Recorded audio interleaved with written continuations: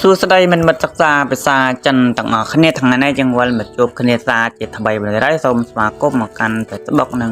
Channel ខ្ញុំបាទ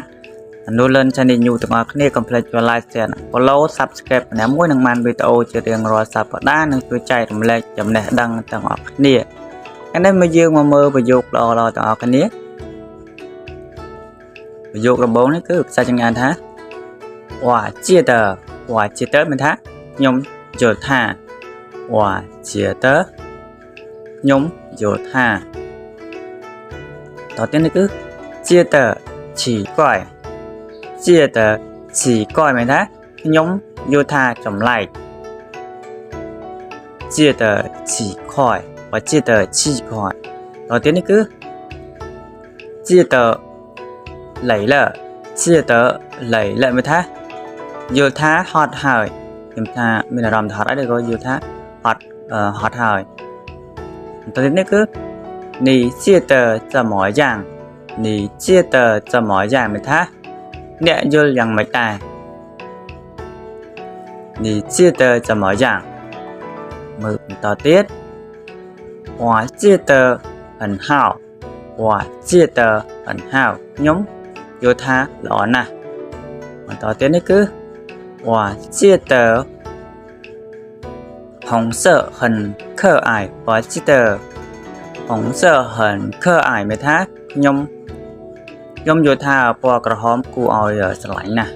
គួរឲ្យចូលចិត្តណាស់我记得红色很可爱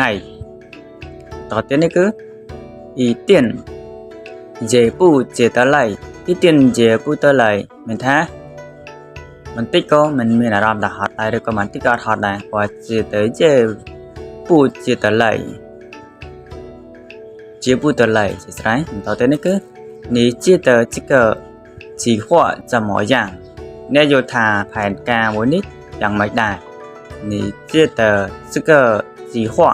怎么样មើលបន្តទៀតនេះគឺ我记得他这几天情绪不好我记得他这几天情绪不好មានថាខ្ញុំយល់ថាគាត់